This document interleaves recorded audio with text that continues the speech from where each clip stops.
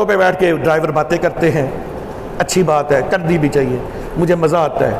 میں آپ کے گفتگو میں یہ فقیر شامل تو رہتا ہوں نا، کیا خیال ہے؟ میں آپ کی گفتگو میں شامل تو رہتا ہوں نا، یہی کافی ہے۔ تو آپ ہمیں یاد رکھتے ہیں، کچھ لوگ اچھی نظروں سے یاد رکھتے ہیں، کچھ میں گارڈن ٹاؤن سکول میں پڑھاتا تھا، لوکل سکول میں، نہ سکول کا نام بتاؤں گا۔ بیسیکلی آپ سب کو پتا میں میتھس کا ٹیچر تھا، پرائیویٹ سکول تھا، 7ویں سے لے کر 10ویں تک کو میتھ میں پڑھاتا تھا۔ میری 7ویں کلاس میں ایک بچی تھی، تو میں کلاس لے رہا تھا تو پرنسپل کی طرف سے آرڈر آیا کہ اس بچی کو کہیں کہ اپنی چھوٹی بہنوں کو لے کے، 4 بہنیں تھیں یا 5 بہنیں تھیں، ان کا بھائی کوئی نہیں تھا، باقی اس سے چھوٹی تھی، وہ سب سے بڑی تھی، لے کے نہ جلدی جلدی گھر چلی جائے، ان کے گھر میں مس ہیپ ہو گیا ہے۔ بتایا نہیں، بس یہ کہا کہ مس ہیپ ہو گیا ہے۔ اگر کوئی مجھے پوچھے کہ ڈیٹ کیا تھی تو تقریباً 1993 یا 94 تھا، لگ بھگ یہ سال تھا۔ وہ بھی مجھے اس لیے یاد ہے، میں نیا نیا وہاں لگا تھا، اور یہ میرے وہاں کے نئے نئے لگے کا ہی واقعہ ہے۔ 2 دن وہ بچیاں 3 دن سکول نہیں آئی، چوتھے دن وہ سکول آئیں تو میں نے پوچھا بیٹا کیا ہوا تھا؟ سنا آپ کے گھر میں کوئی مس ہیپ ہو گیا تھا؟ کہتی جی میرے ابو نے میری امی کی ناک کاٹ دی، میرے ابو نے میری امی کی ناک کاٹ دی، میرے دادا ابو بچانے کے لیے آئے تو ان کے ہاتھ پہ چھری مار دی، تو پولیس نے میرے ابو کو گرفتار کر لیا۔ تو میں نے کہا اب وہ کہاں ہیں؟ کہتی اب وہ گھر ہیں۔ میں نے کہا گھر ہے، وہ کیسے؟ کہتی وہ انارکلی میں ہماری 4، چھوٹی سی بچی اسے کیا پتا، وہ انارکلی میں ہماری 4 دکانیں ہیں، ایک دکان بیچ کے نا تو میرے ابو باہر آ گئے۔ ابھی بات ختم نہیں ہوئی، ابھی بات پوری سننی ہے آپ نے، اگر مجھے تھوڑا سا وقت لینا پڑا مجھے آج وقت دے دیجئے گا، آپ کی بڑی مہربانی ہوگی۔ میں آج ریکارڈنگ نہیں کروانی تھی، میرا گلا بالکل، آپ میری آواز چینج دیکھ رہے ہوں گے، لیکن میں کروا اس لیے رہا ہوں، کچھ لوگ کہتے ہیں قادری فرقہ واریت بڑی پھیلاتا ہے، میں انہیں بتانا چاہتا ہوں قادری فرقہ واریت نہیں پھیلاتا، قادری محبت رسول کی طرف لاتا ہے۔ اگر میں امام محمد رضا خان میں کوئی غلطی دیکھوں گا میں ضرور نکالوں گا، میں ضرور نکالوں گا۔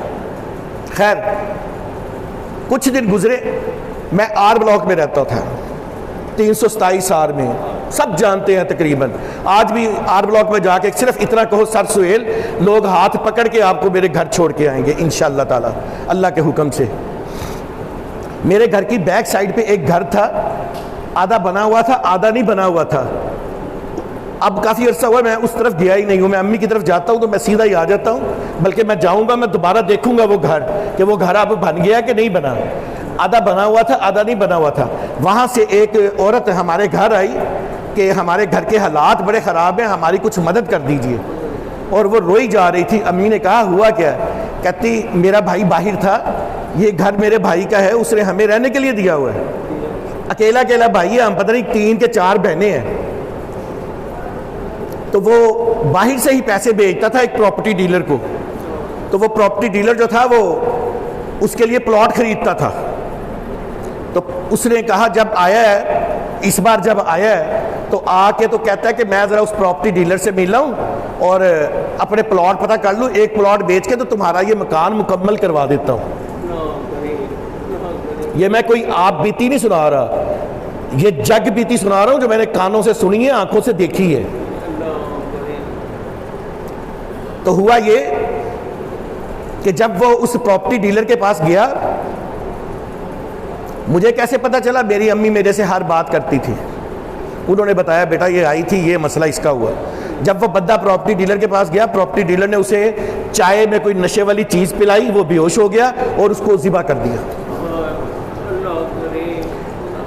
اب اصل بات سنیے، وہ پراپرٹی ڈیلر تھا کون؟ یہ وہی تھا جس نے اپنی بیوی کی ناک کاٹی تھی۔ آپ کو بات نہیں سمجھ آئی؟ قرآن کہتا ہے ناک کے بدلے ناک، آنکھ کے بدلے آنکھ، ہاتھ کے بدلے ہاتھ، اور موت کے بدلے کون کہتا ہے؟ قرآن کہتا ہے۔ تو اگر قرآن کا فیصلہ مانا ہوتا، اسی وقت اس کا ناک کاٹا ہوتا، اس کو پیسہ لے کے چھوڑا نہ ہوتا، میں سمجھتا ہوں کہ اس قتل کے اندر اس وقت کی ہی نہیں، ہر وقت کی حکومت بھی شامل ہے۔ وہ شخص شامل ہے جس نے میرے ملک پاکستان میں قرآن نافذ نہیں کیا۔ آج کہا جا رہا ہے کہ جو ریپسٹ ہے، جس نے گینگ ریپ کیا ہے، ہمارا وزیر اعظم کیا دے رہا ہے انٹرویو، سنیے گا، ہمارا وزیر اعظم کہہ رہا ہے، کوئی بھی ہو وزیر اعظم، میں کسی کو کسی جگہ پہ نہیں رکھتا، سیدھی سی بات جو ہے، قرآن کے آگے کوئی نہیں ہے ہمارے لیے، چاہے وہ کوئی بھی ہو، وہ صدر ہو، وزیر اعظم ہو، چاہے چیف جسٹس ہو۔ قانون کس طرح بکتا ہے تمہیں دیکھ ہی لیا ہوگا۔ اچکزائی کا رشتہ دار پولیس کو کچلنے کے بعد بھی باہر آ گیا ہے، ثبوت نہیں ملا، اور فیس بک پہ اور سارے سوشل میڈیا پہ ثبوت کا ڈھیر لگا ہوا ہے، ثبوت نہیں ملا۔ جہاں 500 روپے پہ جج بکتا ہو، جہاں 500 روپے پہ مجرم کو ڈیٹ مل جاتی ہو، وہاں آپ کس قسم کے قانون کی، کس قسم کے انصاف کی امید رکھیں گے؟ مجھے بتائیے۔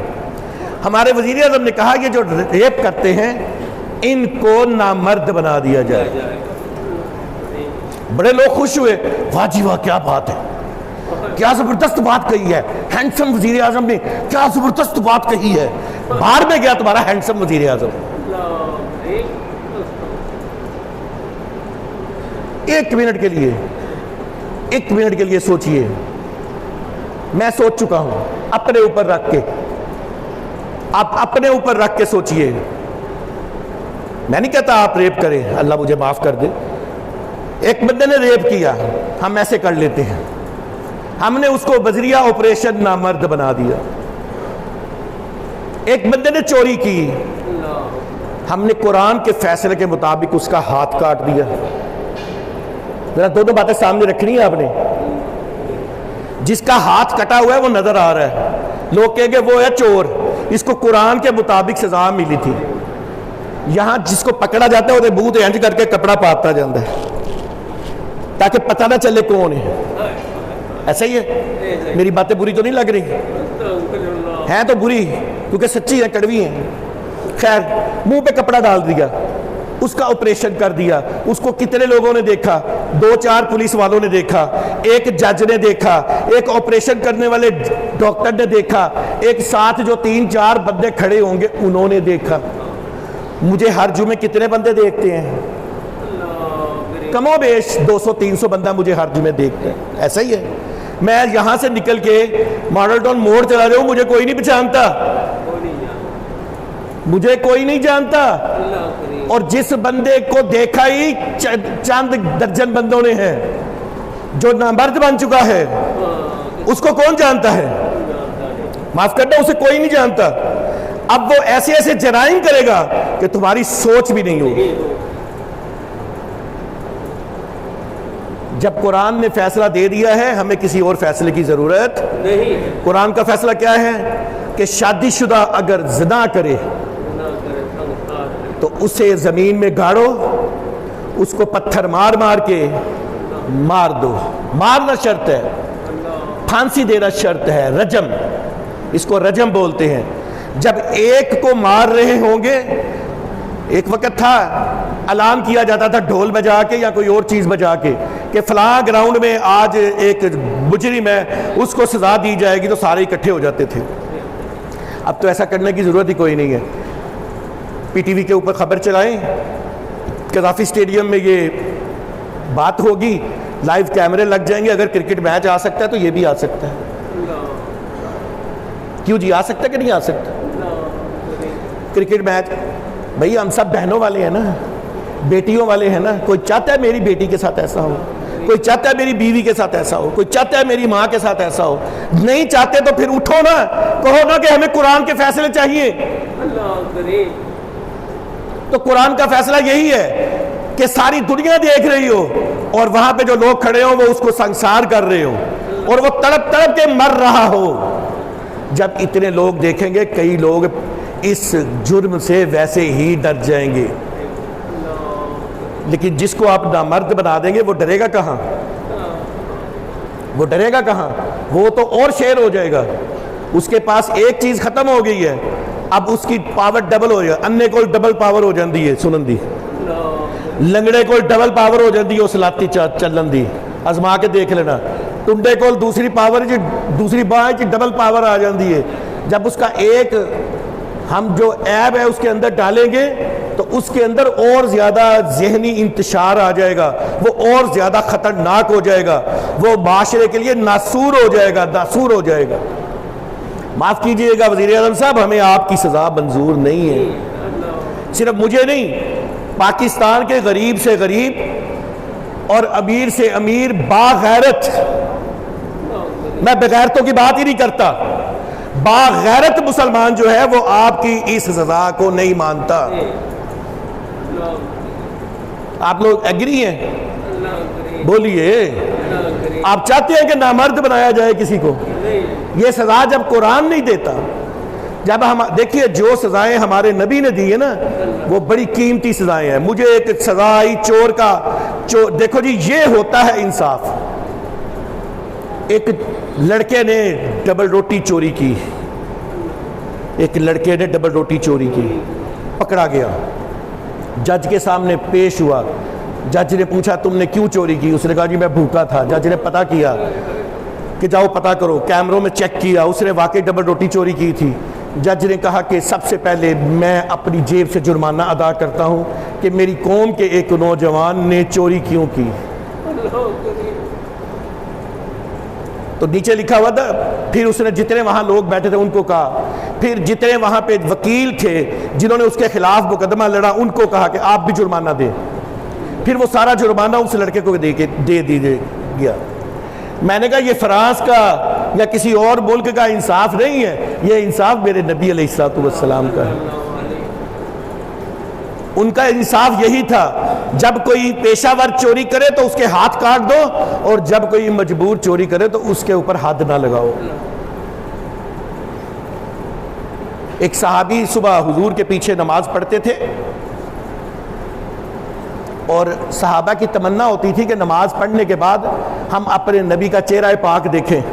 حضور چہرہ اپنے صحابیوں کی طرف کر کے بیٹھ جاتے تھے، اور کیا نظارہ اس وقت ہوتا ہوگا، آسمان کتنا خوش ہوتا ہوگا، سورج نکلتا ہوگا تو اس کی تپش نہیں ہوتی ہوگی کہ کائنات کا شہنشاہ بیٹھا ہے اور سامنے ستارے جگمگ کر رہے ہیں. تو آپ نے کافی دن دیکھا کہ حضرت ابو دجانہ نظر نہیں آ رہے. پوچھا ابھی کہاں ہے ابو دجانہ، کہاں ہے؟ یا رسول اللہ وہ تو کئی دنوں سے یہی کر رہے ہیں، نماز پڑھتے ہیں دوڑ جاتے ہیں. آج آپ نماز پڑھانے لگے، کہا ابو دجانہ آج ہمیں مل کے جانا، ابو دجانہ آج ہمیں مل کے جانا. ابو دجانہ رک گئے. یا رسول اللہ جلدی کیوں چلے جاتے ہو؟ یا رسول اللہ یہودی کے گھر کے ساتھ میری دیوار ملتی ہے، اس کے درخت میرے گھر کی قریب جھکا ہوا ہے، اس کی کھجوریں پک گئی ہیں، وہ میرے گھر کے آنگن میں گر جاتی ہیں، میں بچوں کے اٹھنے سے پہلے چلا جاتا ہوں اور وہ کھجوریں اکٹھی کر کے یہودی کے گھر پھینک دیتا ہوں کہ میرا بچہ چوری کی کھجور نہ کھا لے. یہ تربیت ہے میرے نبی کی کہ کسی کا مال نہیں کھانا. صحابی نے چوری کر لی، پکڑا گیا. پوچھا تجھے کس چیز نے مجبور کیا چوری کرنے سے؟ عرض کی یا رسول اللہ کئی دن سے بچے بھوکے ہیں، آج مجبور ہو کے تھوڑی سی کھجوریں چوری کی. آپ نے 2 صحابیوں کو بھیجا، اس کے گھر جاؤ. جرا کرنے کی اجازت ہے نا. اگر ہمارے وکیل صرف سچائی کا ساتھ دینے والے بن جائیں اور ہمارے جج بجائے جج کی بجائے قاضی کا عہدہ قبول کر لیں اور قرآن سامنے رکھ لیں، ان کی دنیا بھی اچھی، ان کی آخرت بھی اچھی. معاف کرنا، نہ ان کی دنیا اچھی ہے نہ آخرت اچھی ہے. آپ کو میری بات کی بڑی تکلیف ہوگی. تمہارے سامنے وہ چندے والا بابا اپنی سیٹ چھوڑ کے کبھی کوئی ہسپتال بند کراتا تھا، کبھی کوئی ہسپتال بند کرواتا تھا. اس کا یہ کام نہیں تھا، لیکن وہ کام یہ کر رہا تھا. آج کہاں بیٹھا ہے؟ اچھی بولو. کہاں بیٹھا ہے؟ انگلینڈ میں بیٹھا ہے، چھپ کے بیٹھا ہے کہ کوئی پاکستانی مجھے مار نہ دے، میں نے آسیہ ملونہ کو باہر بھیجا ہے. تم آج قرآن سامنے رکھ لو، خدا کی قسم تمہاری زندگی بھی اچھی ہو جائے گی، تمہاری موت بھی اچھی ہو جائے گی. 2 صحابیوں کو بھیجا، جاؤ اس کے گھر جا کے پتہ کرو اس نے چوری کیوں کی ہے۔ صحابی گئے، دروازہ کھلا، پردے کا دور تھا، ماں تو سامنے نہیں آئی، 2 چھوٹے چھوٹے بچے آ کے ٹانگ کے ساتھ چپٹ گئے، چاچو بڑی بھوک لگی ہے، ابو نے آپ کو کھانا دے کے بھیجا ہے، چاچو بڑی بھوک لگی ہے، ابو نے آپ کو کھانا دے کے بھیجا ہے۔ وہ صحابی کہتے ہیں میں اپنے آنسو قابو میں نہیں رکھ سکا، میں رو پڑا اور میں واپس آ گیا، آ کے حضور کو بتایا تو حضور نے اس چور پہ حد، بلکہ ساروں کو کہا کہ جمع کرو اور اس کو دو۔ تو یہ مثال میرے نبی کی تھی، عمل فراز نے کیا۔ پاکستانیوں تمہیں تکلیف ہوتی ہے، پاکستانی ججوں جس نبی کا کلمہ پڑھتے ہو تمہارے اوپر لعنت ہو، تمہیں اپنے نبی کی مثالیں نظر نہیں آتی؟ جو نبی کا کلمہ نہیں پڑھتے وہ جا جا کے تمہارے نبی کی مثالیں دے رہے ہیں، اور جو تم کلمہ پڑھ رہے ہو تم اپنے نبی کی ایک مثال نہیں دے سکتے، ایک مثال قائم نہیں کر سکتے، اور کہتے ہیں ہم مسلمان ہیں۔ اور جج عدالت میں کوئی، میں عدالت گیا ایک کام کے لیے تو میں ذرا اونچی بول پڑا، وکیل مجھے کہتا اوئے مولوی صاحب آہستہ آہستہ، میں کہا کیوں؟ کہتا توہین ہو رہی ہے، تمہاری عدالت میں اونچی بولنے سے توہین ہوتی ہے، میرے نبی کی شان میں صرف اونچی آواز میں سوچنے سے توہین ہوتی ہے، توہین ہوتی ہے۔ اور دوسری طرف فاطمہ نامی یہودی عورت نے چوری کی، امیر تھی، پیشہ ور تھی، بڑی سفارشیں آئیں، کہا کوئی سفارش نہیں چلے گی، اس کے ہاتھ کاٹ دو۔ یہ ہے چوری کے مقدمے کی 2 سزائیں واضح جو اسلام میں ملتی ہیں۔ یہاں ایک طرف آپ کہتے ہیں فلاں چور ہے، دوسری طرف آپ اس کا صرف 50 روپے کا مچلکا بھر کے اسے فارغ کر دیتے ہیں۔ ابھی میں پڑھ رہا تھا، ایک بندہ کہہ رہا تھا دعا کریں یا اللہ یہ جو ریپ والے مجرم ہیں نا یہ کسی غریب گھر سے ہو۔ نہیں سمجھ آئی؟ نہیں سمجھ آئی؟ غریب گھر کے ہوں گے انہیں ضرور سزا ملے گی، امیر گھر کے ہوں گے ثبوت ہی نہیں ملے گا، بات ختم ہو۔